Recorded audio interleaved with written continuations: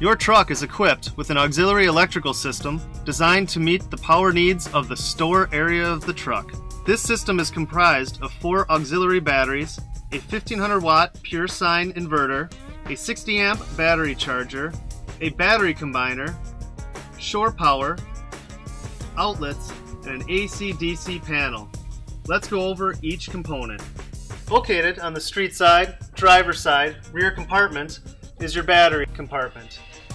The batteries are equipped with a water fill system. We recommend initially filling the batteries monthly. Adjust this time frame as necessary based on how much water is added.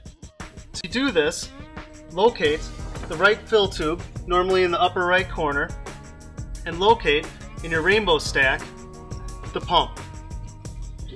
To begin, insert this end of the tube into your distilled water, and the end with the connection point, push the yellow button, remove the cap, and connect.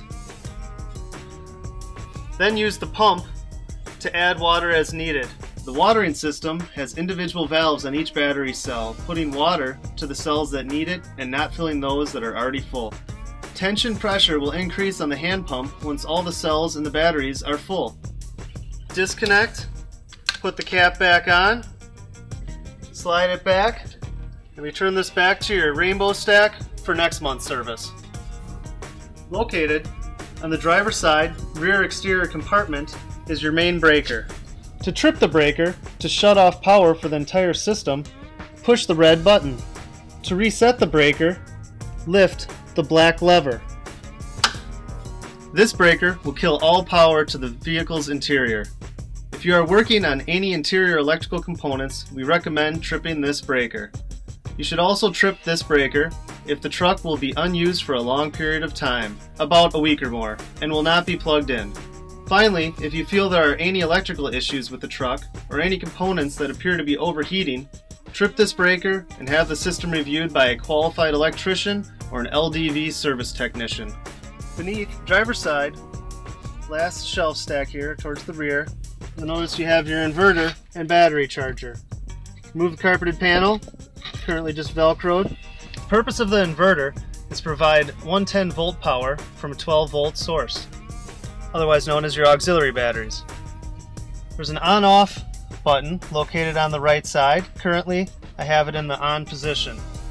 After long periods of inactivity, or when the batteries have been depleted, you may need to reset the unit. To reset the unit, you'll notice that this power save is flashing now will become steady.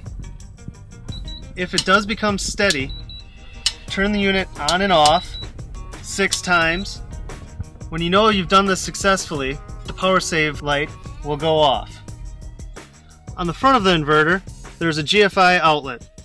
If you notice your inverted outlets are not supplying power, first go to the inverter, remove the plug, and look for the green light. If you don't see the green light, push the reset button and plug back in.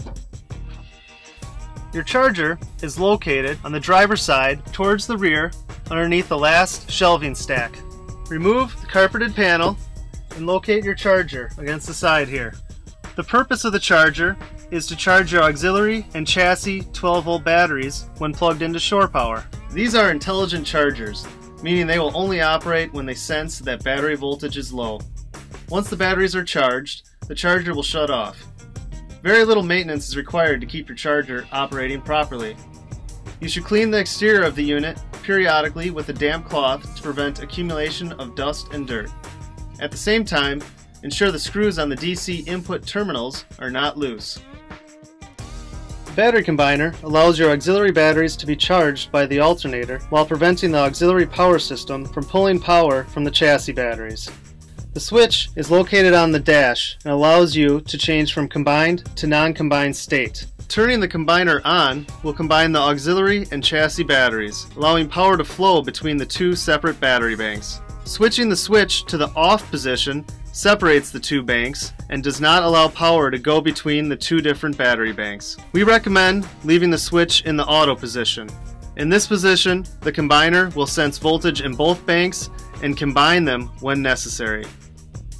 There's 4 red outlets above the workstation. The red outlets are run on the inverter. Use these for your computer and printer. You can also operate a DVD player on them as well. Below the monitor are two inverted outlets and can be used to power your diagnostic displays.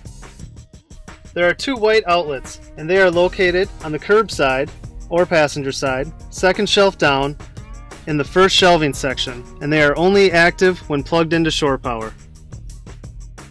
When plugged into shore power at night or during storage period, the charger should be on. This breaker supplies power to the entire panel.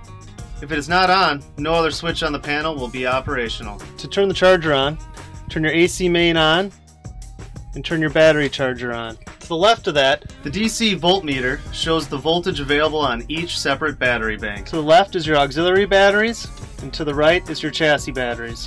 When your chassis batteries or your auxiliary batteries voltage drops below 11.6 volts, plug into shore power or idle the engine. On your DC panel, you have 6 breaker switches. Starting from the left, the first one is your overhead lights. Next, you have your street side shelf lights. Then your curbside shelf lights, your monitor, fans, and power roof vent, or PRV. When your shore power is plugged in, you can use your AC power panel. It also has 6 switches. Starting from the left, your AC main. Next to that, you have your battery charger, outlets, block heater. If your truck is plugged in, you can turn this on to aid starting your engine in cold temperatures. And 2 spares for further add-ons. Note, if you have the optional rooftop air conditioner, your PRV breaker has been replaced with a spare. Your shore power is located on the passenger side right by your entry door. Locate your 30 amp shore power adapter. You can use a standard 110 outlet. Plug it into this end, and here's your 30 amp plug that goes onto your truck. Before I plug this in, I've already made sure, but you'll want to make sure, on the AC panel that your AC main is turned off and your charger's turned off. You don't want to be drawing any power when you plug this in. Insert it in, tighten the collar to prevent water getting in.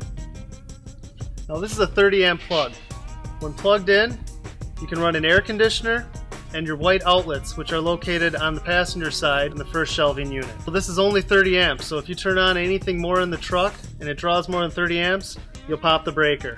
It's also recommended that at night you plug in every single night and keep the batteries charged. Battery life is going to last longer if you continue to charge them, especially during storage, keeping them charged.